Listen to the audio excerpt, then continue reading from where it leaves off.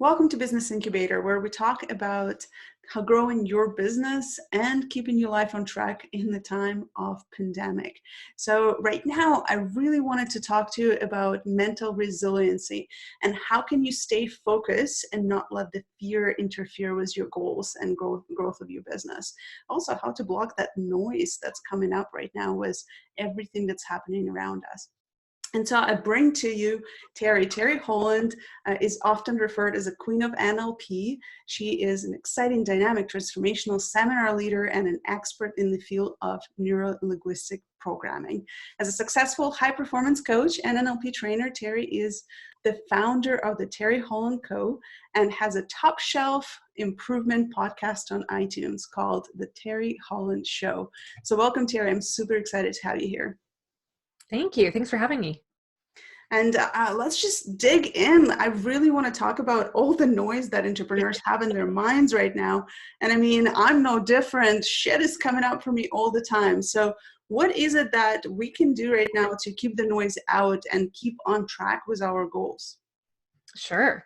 So first of all, just being an entrepreneur in general, we deal with a lot of negative stuff and self-talk and naysayers coming at us telling us it won't work, we can't do it, it's impossible. And now in this crazy time we find ourselves in, there's so much more of that. And it's really important for entrepreneurs that you can protect your mind. This is your greatest asset in business, is what goes on in here. And learning how to navigate through all of this and stay focused is really, really key. So I have some tips I can share, if that's... Yeah, that'd be phenomenal. Perfect.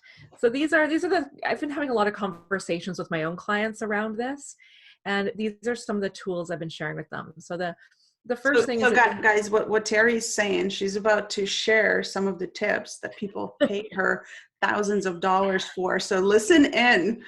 That's right. So the first thing is you have to have a routine. And a routine that sets your day up for success.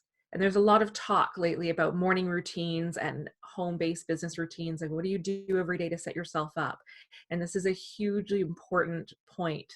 So every day you need to, no matter how tired you are, no matter how exhausted, no matter how frustrated you are with your business right now, you need to get up at the same time. You need to set yourself up with a similar routine that you do every single day. So whether that's you exercise first thing and then have breakfast, have your coffee, answer emails, whatever it is, you need to be consistent in following a routine. That tells your unconscious mind it's time to work now. Mm-hmm. And that's where you want to be at the beginning of your day. So finding those routines and those habits that sustain you, that put you in a frame of mind that it's go time for work. And, I'm guilty of that. The first week in self-isolation, my routine went out of the window. And I got to say, on day 6 or 7, I just felt like crap. I know. I knew that I'm going to bed way too late. I'm tired all the time. I wouldn't wake up until 9. And I usually start work way before that. And so it's just, to me, you're reinforcing what people are missing, right? And people are missing that self-discipline of actually paying attention to what is it that they're used to and sticking to it. And for me, I'm back on track right now. I think this is 2nd or 3rd day, so pretty fresh still. But I already feel amazing just waking up at 6, just like I always used to, and feeling accomplished before that clock hits noon. And it feels fantastic. Good. So thanks for sharing that. I mean, that's that tip on its own. I'm like, guys, make sure you stick to your routine. I know it's tempting to binge on Netflix and take a few extra days off because there's nothing happening, but stick to your routines. Make sure you still stick to them. Yeah. And when we fall out of those routines, it starts to become a downward spiral. So it might feel good for the first couple of days to give yourself a break and take time off and watch Netflix and, eat a bag of chips, whatever you need to do. But eventually that starts to feed into this negative mindset that will pull you further down. So the other thing is social media, watching what you're consuming on social media. Because if your feed looks like mine, and I think they probably all look the same, it is full of nothing but talk of the virus and fear, and it's nonstop. And there's so much in our faces every day. And what that does unconsciously is it's programming us to seek more and more fear.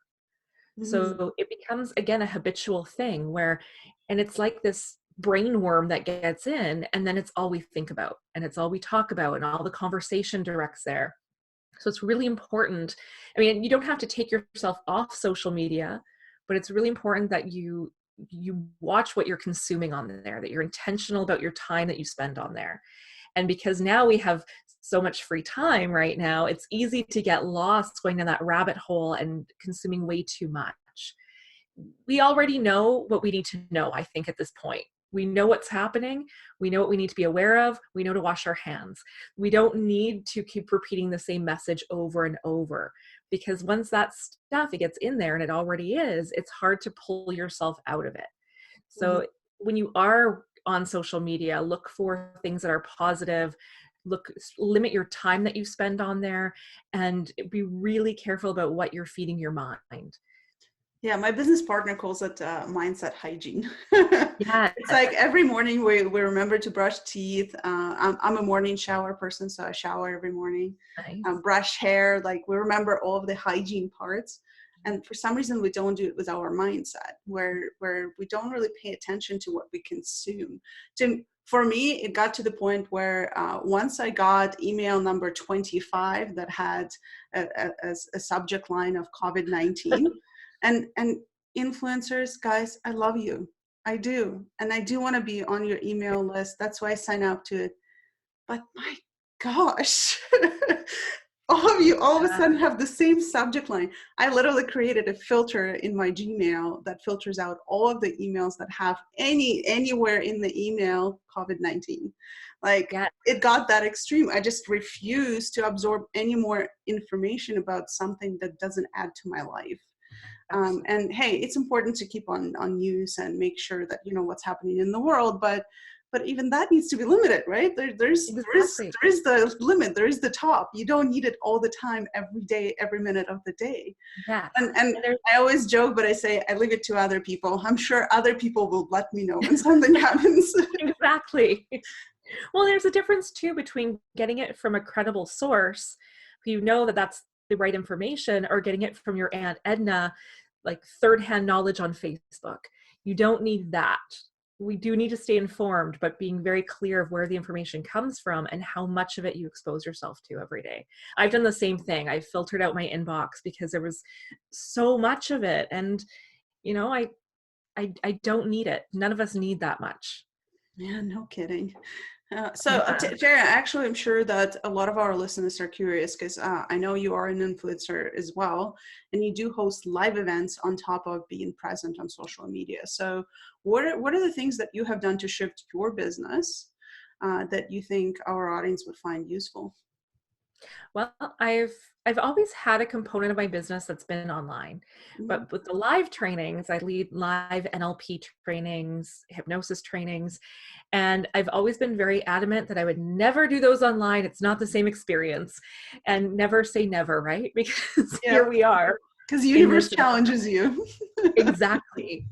So here we are, and I have people contacting me asking if I would offer my NLP training online right now. So in the process of taking that live training and converting it to an online format, and it's a different thing. A live training, you can have people captive in a room for 8 to 10 hours and keep their attention. Online, it's very different. So for anyone who has live course material, if you're putting it online, it's putting it into bite-sized chunks that you feed to them over a longer period of time. Because I guarantee, even if it's live online, like what we're doing now, you will not keep their attention because there's other things that pop up in Yeah. windows, and it's just too tempting to click the buttons and look at something else. So that's been my sort of biggest shift in my business, is taking all this live content and paring it down to bite-sized chunks that can be delivered on an online format. And actually, that brings me to a point. I don't think every single person in my audience knows what NLP is and what it does. So can you tell us about that? Sure. So it's neuro-linguistic programming. Neuro, the nervous system, human neurology. Linguistic, language, how we label our world, how we communicate our experience, and how we communicate both verbally and non-verbally. And then programming is the behavior. So how that language encodes our neurology to create behavior and get results. Very simply put, it's the study of excellence. Why does it get bad rap? Sorry? I'm going down and dirty. Why does it get such a bad rap? Oh, because people say that it's manipulation. And Oh. NLP is not manipulation. NLP can be used for manipulation, but it is not manipulation. It's like a hammer. You know, you could use a hammer to build Yeah. a house, to create beautiful things, or you can use it as a weapon. And it depends on who's holding the hammer and why they're holding it. True story. I never thought about it this way. This is very visual analogy. Yeah. Yes, it is. That's awesome. And I know you also have a resource you would love to share with the audience here. Yeah, so it's a hypnosis recording called My Perfect Ideal Day. And it's just to help you calm your mind, spend some time calm, relax the body, and really focus on what your ideal day would be. And what this does at an unconscious level is it programs your unconscious mind to continually seek out that day, so that you'll make choices in your business differently. You will feel different day to day as you are striving to create this ideal day that you want. It's a way of staying focused on what you want. And right now, I think that's really important for all entrepreneurs, to keep your eye on that prize of why you do what you do and what it is that you really want to achieve. So it's a hypnosis recording. If the word hypnosis freaks you out, just think of it as a guided meditation. It's very similar to that. And it's guys, we're going to drop a link for the hypnosis recording down below. So go check it out. Make sure to download it. Especially right now, it's one of those tools that you absolutely have to have. I know that there's so many things happening in your business right now, and you might feel like you're out of control. You're not. So more than ever, keep dreaming, keep visualizing, make sure you know what your ideal day is, and use tools like this to support you in the process. Teri, so I know a lot of people right now, they really feel challenged with that part, right? Like the ideal day, ideal life, dreaming what they want, the goals, everything is getting challenged because, I mean, I'm looking at my vision board, and my vision board is having a room of 100 people for my in-person event that now I'm realizing might not happen, or might not happen this year, right? So what are some of the recommendations you would have for situations like that? I mean, it's really crushing, right? To dream for so long just to have this uncertainty. For sure. And it's, you know, and I get it, because my vision board doesn't have massive pandemic and self-isolation on it. I want to find who has that on their vision board. Exactly. Who put it on there? We all want to know. Yeah, so this isn't what we planned for. And the thing is there are certain things we can control. We can control how we feel. A lot of people don't realize that, but we can control how we feel, how we react to things. There's so much fear right now because everything is uncertain. We don't know what tomorrow's going to look like in terms of your business. We don't know what the next 5 minutes will be. And so just to keep thinking long term and thinking about goals and what you want to achieve seems like this impossible mountain to climb right now, because we don't know. And there is a lot of disappointment. People who've planned events, or they've planned weddings in their life, or they've had all these things that they expected to be happening right now, and now it's not happening. And the thing to realize is that fear is not your friend. A lot of people think they have to be afraid right now because there's so much fear around us. Fear is not your friend. Fear clouds your judgment. Fear actually, in terms of the neurology, puts your mind in a box where all you can think about is the problem. All you can see is the problem. And outside of that fear is where you can see the solutions. So this is a great opportunity for entrepreneurs. And this is what I really want entrepreneurs to be focusing right now, is all the opportunity. So there's opportunity to get really innovative and creative in your business. Maybe the goal that you set, that you expected to be happening right now, or that event that's supposed to be coming up, isn't happening. But what can you do instead? And how can you get really creative in reshaping how that's materializing? So maybe it becomes an online event. Maybe it's pushing it further down the road. Whatever it is, there's opportunity in being flexible around how it happens. But the moment we get stuck in fear, we can't see any of those possibilities. And we block all of that out. It's like we put blinders on race horses so that they stay on track. And and we always talk about laser focus, right? We want to be laser focused, but this is the time where it's time to take the blinders off and look at everything else that's possible. And in order to do that, it's disconnecting from the fear. You don't have to be afraid to be aware of what's going on. It's awareness that will keep you safe and protect you, not fear. So letting go of the fear, keeping awareness of world circumstances, and then being open to all the possibilities. Because no matter what that goal was that you set, and I've experienced it in my business. I had some big goals. I had my biggest training coming up and had to change direction, and it's all going online. So once you're open to opportunity, you'll see another way that you can accomplish the same goal, maybe just not in the timeline you expected. Is there like a quick tool that we can use to switch our mindset from fear to opportunity? Like, I mean, I've heard about the elastic band that you snap. This is like very painful training resource. Yeah. I think it's very old school, but is there like, I don't know, a keyword, like what can we do to switch the fear off? Because I mean, sometimes it comes up sudden and unexpected. And we don't necessarily know what to do. For sure. It's a great question. First of all, I'm not a fan of the plastic band thing. I never said it's a good resource. No, just for anyone who's watching, I'm not a fan of that, because I think what it really is unconsciously, it's creating a belief of self-harming, which isn't positive either. Yeah. So a quick way to don't do it. No.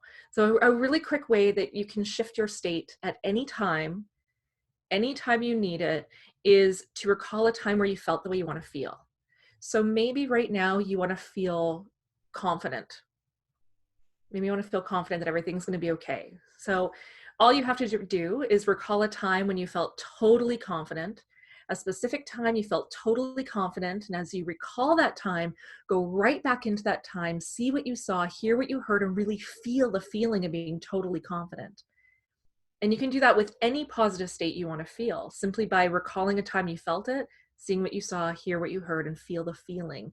And your neurology will shift. There's two ways that we can quickly shift our state. One is to do exactly what I said. You change what you're focused on in here, and you will feel different. It changes your state. And the other way is to change your physiology. So put on some music, dance, do something that takes you out of the physiology that you're feeling in the moment. You know, often if we're afraid or we're feeling down about something, we start to close into ourselves, we start to slouch, we make our bodies really small. So you need to shift out of that. So get up, start moving around, dance. Another way that I teach my clients is you stand with your feet shoulder width apart, you put your hands on your hips, and you put on a huge cheesy grin. And you look up at the ceiling and you say, yes, yes, yes, yes, yes, yes, yes. And I promise if you do that, you cannot feel bad. You can't. And I challenge anyone to try it. You can't feel bad while you do that. It's impossible. So you either shift what you're focused on in here, or you change your physiology and your state will change in an instant. Our cells are programmed to respond to every thought we think. So the instant you change the thought, the body changes, the feeling changes. It doesn't mean you won't feel fear again, but in that moment, you'll be able to disconnect it. And over time and repetition, if you keep practicing that, you're training your unconscious mind to focus on what you want, to feel the way you want to feel, and that fear will become less and less over time. Amazing. Thank you so much, Teri. So for those of you who are watching or listening, make sure you drop a comment, drop Teri some love. I want to hear from you. I want to know that you listened and you got value from this, because I know you did. I'm personally going to go and do the yes, yes, yes, yes exercise now, because I think it's freaking amazing. So I'm definitely going to do that before the next interview.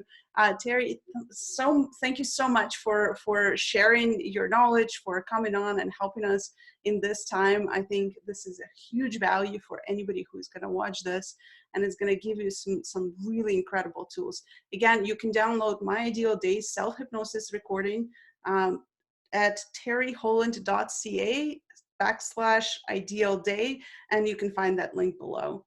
Thank you, Teri. Stay safe. Thank you.